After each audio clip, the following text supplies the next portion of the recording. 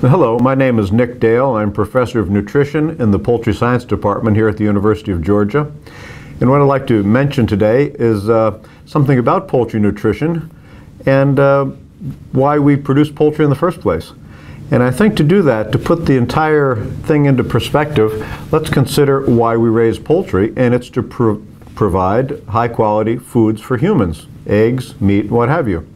So let's think just for a moment what humans really need in terms of nutrition. And we all know, we remember from elementary school, you need vitamins and minerals and protein and calories. Not too many calories, obviously, but enough to get along. And especially protein. Protein is always something that's at the top of the list, and humans need it for whether you're an adult or a child. We adults need it to maintain our body. There's always a constant turnover of protein in the body, so that has to be replaced, but obviously it's most important for growing children so they develop in a healthy way. Now, we know that in the world there's a tremendous amount of malnutrition, and here in the United States there's a fair amount of malnutrition as well. So what we'd like to do is try and address that, and what happens is when you start to look into this, we find that curiously enough we are surrounded by a tremendous amount of protein that simply isn't used. For one reason or another, we don't eat that protein, but it's there. It's surrounding us. So I'd like to just discuss briefly what some of these proteins are. One, DDGS, that's sort of a new one really. Dried distillers grains and solubles. You've noticed at the gas station when you get all that, all the ethanol, it's mentioned on all the gas pumps. Where does that come from? By fermenting corn. And what's left over after the fermentation process are the solids. Here it is. It's about 28% protein, but who eats it? I certainly don't. I don't think you do.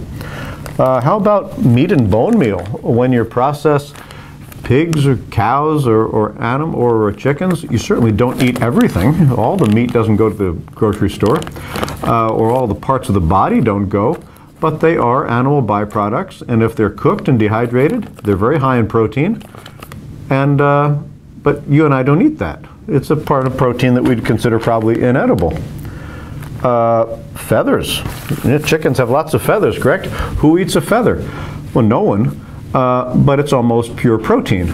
So if you could take this protein and basically process it, putting in a pressure cooker maybe the size of this room, which is done on industrial scale, these thousands and thousands of tons of feathers can be turned into high protein feather meal. Once again, I don't eat it, and neither do you. There's a whole range of proteins that come from what we call oil seeds. These would be seeds that are very high in oil, and the oil is extracted for human consumption. And you see this, aisles of this in the supermarket.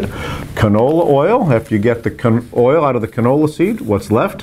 Very high in protein, but I don't eat it. Peanut meal. This is when you take the oil out. You do a lot of frying in peanut oil. And what's left can't be made into peanut butter. There's no oil left in it, but it's very high in protein. Cottonseed meal, the same thing. You get the oil out of the cottonseed meal, and what's left? Very high in protein, but I don't eat it either. The biggie is soybeans, soybean oil. Soy is the major source of edible oils, and if you walk through the supermarket and see vegetable oil and look at the label in fine print, you'll see that it's soybean oil. Soybeans are 18% oil. So after you take out the 18%, that leaves about 82% of something else. And a lot of that is protein. And that is concentrated into soybean meal. This is almost 50% protein, very good quality, good array of amino acids. And but I don't eat it because soybeans are beans. And we know what beans do.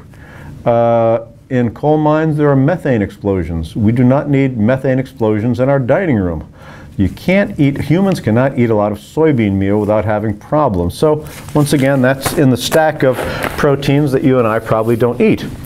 But wouldn't it be nice, wouldn't it really be great if we had a means of taking these proteins and converting them into something good, into a good foodstuff, something that we might enjoy eating and would be nutritious? Is that reasonable? Can you do that? Well, theoretically, yes. All you have to do is take these proteins, break them down into the amino acids, and reconfigure them into a new protein.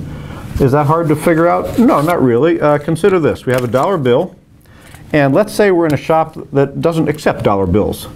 And so we go to the bank and get some change the dollar bill into change, and we can pay with 3/4, 2 dimes and a nickel, or 2 quarters and 5 dimes, you name it. We can arrange it. What we're doing is taking the dollar bill, breaking it down into its component parts, and reconfiguring it into dollars and other forms, which is exactly what we'd like to do here. Take these proteins, break them down into their individual amino acids, and reconfigure it into something good. Well, let's assume we have a machine that can do that. And let's flip on our machine, and we'll pour in some of the goodies here. All right, very nice. Some of that, and let's pour in some of this other. This meat and bone meal, let's put in some of that. Okay, and just for the fun of it, let's put in some vitamins and minerals. Okay, very good. And let's see, what did we get? Did we get anything useful? And no, we really didn't. We just got that same stuff we put in.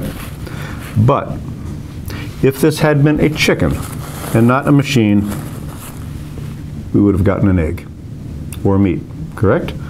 What the chicken can do is take all these proteins, break them down into the individual amino acids, and reconfigure those amino acids into a protein, any number of types of protein, egg protein, meat protein, what have you. In other words, what the chicken does is it takes all of these proteins, which you and I don't generally eat, and recovers them, puts them back into the human food chain. Now, how nutritious is this? Extremely nutritious. I want you to think about this egg, not as a poached egg or a fried egg, but just assume there had been a rooster in the barnyard the day before the hen laid this egg. And he was an active rooster. And then we took this egg and put it in a warm place for 21 days. We'd get a baby chick. Imagine, a living animal. If it's a living animal, it has to have everything you need for life. It has to have every vitamin, every mineral, it has to have every amino acid, from protein, it has to have energy to walk around the table. The little chick would be doing that out of one egg. So obviously, if we can take that egg and give that to a child, that child is in much better condition. The nutrition is far better than if the child had been malnourished. I want to show you a newspaper headline from a country I frequent. Happened to notice this in the paper one day. It says, translating from Spanish, 68% of children in public schools don't get breakfast, don't eat breakfast. That's pretty grim. Now just imagine what would happen if this child had a few just scraps of bread, but added an egg to that child's breakfast. You would now get an egg sandwich, and that is a great way for a child to start the day. We have protein, energy, vitamins. So that's basically what we can do with poultry. We can recover tremendous quantities of protein and get it back into the human food chain. And when I say tremendous quantities, we're talking about numbers that boggle the mind. On a worldwide basis, if we were to take all of these recoverable proteins, we're talking something in the neighborhood, and this is admittedly a back of envelope calculation that I made, about 220 billion pounds per year. That comes out to about 30 pounds per human of recoverable protein. And that is very, very, very important. It makes us feel good about what we do. Now, I should mention that in addition to recovering all that protein, there's also an energy component we have to take into account. Had our machine worked, it was using electricity. The chicken obviously doesn't run on electricity, but some energy is needed for this biological transformation. And where does the energy come from? Well, a lot of it comes from corn, but also we have other recoverable sources of energy. Yellow grease, for example. This, yesterday, may have been used to make French fries in McDonald's, but they have to change the grease quite frequently to keep a good fresh taste. Nothing wrong with it. And yesterday it was used to fry French fries for folks. So we can use that. A lot of energy in fats, obviously. And, but this is my favorite, to tell you the truth. Cookie meal, full of calories. Why would you have cookie meal? Well, just think, we no longer have these tiny, small, mom and pop neighborhood bakeries like in the old days. You have huge factories, and whenever there are huge factories, there's always a certain amount of leftover, or errors, the chocolate chip cookies that get put in the Fig Newton package, things of that nature. And all that is waste. That all is considered waste. But waste, let's think about it. This is waste, but waste made out of things, out of ingredients, flour, shortening, that were perfectly acceptable for human consumption. So all of that gets ground up and put into chicken feed, and that's another source of calories.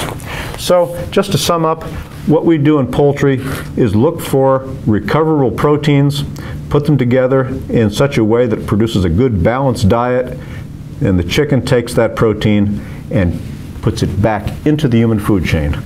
And we have to feel pretty good about that. How did you get into poultry nutrition? I got into poultry nutrition in sort of a roundabout way. I was actually a Latin American history major as an undergraduate, wound up in the Peace Corps in Latin America, and just saw that working in agriculture and food production would be a very meaningful life. And so when I got out of the Peace Corps, came back to the States and started to study agriculture, wound up in poultry, and eventually wound up in nutrition, an area which I've really enjoyed.